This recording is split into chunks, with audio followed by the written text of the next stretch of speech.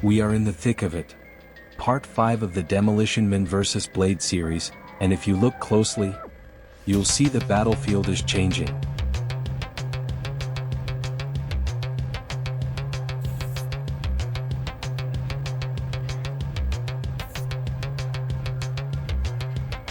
The intensity between the lawman and the daywalker hasn't dropped. But the atmosphere?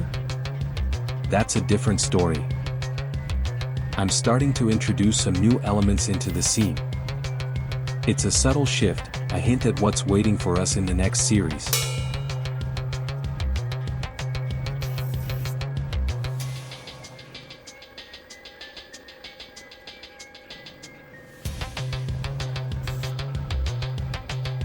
You know I love a good crossover, but this one is taking a path I didn't even expect. We are mere steps away from the conclusion, and I promise, Part 6 is going to change everything.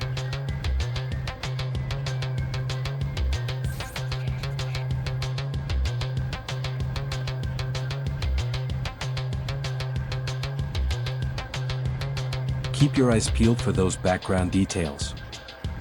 Drop your theories in the comments, and don't miss the finale, it's going to be legendary.